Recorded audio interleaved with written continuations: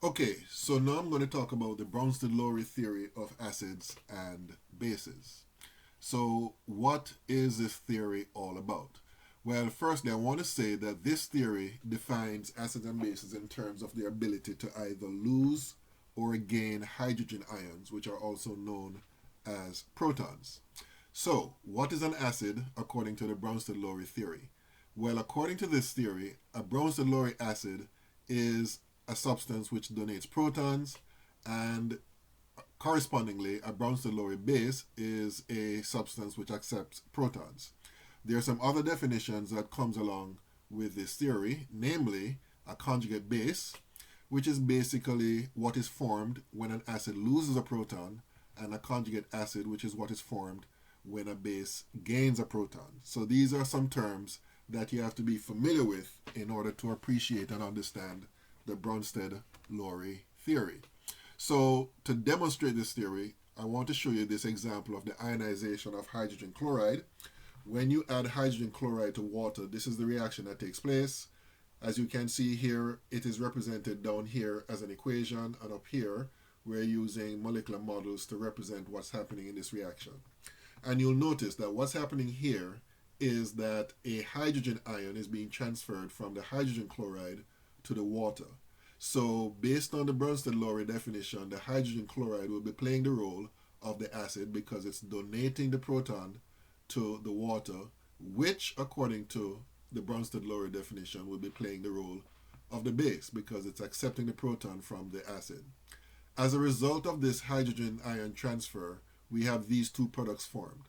This one is the hydronium ion, which is formed as a result of the proton being accepted by the water molecule. So therefore, this structure would be called the conjugate acid, and this, which is formed as a result of the HCl losing a proton, this will be considered to be the conjugate base. All right, so this is basically one example of how this theory works.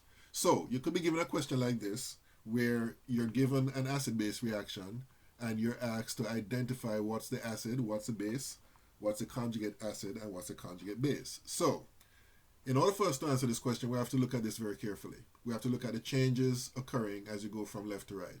And the first thing I notice here is that the H2S is being converted to the HS minus.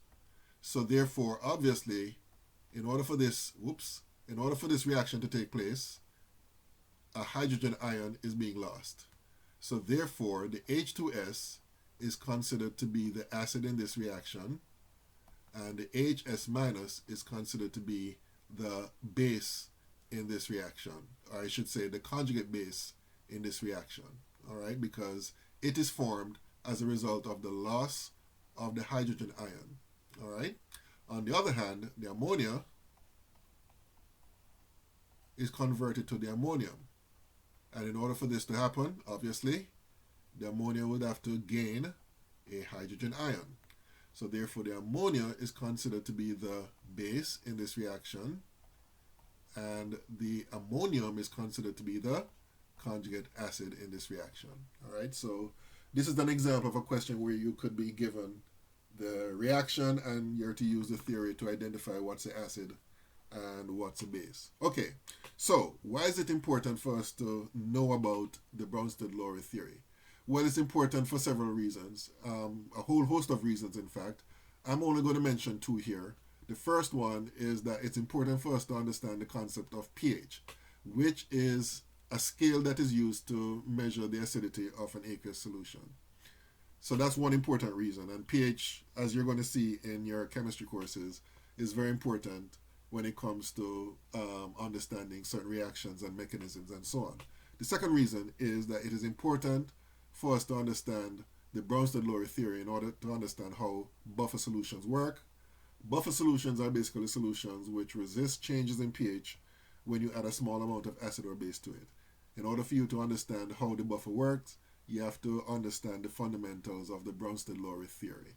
So those are just two reasons, and as I said before, there are many more.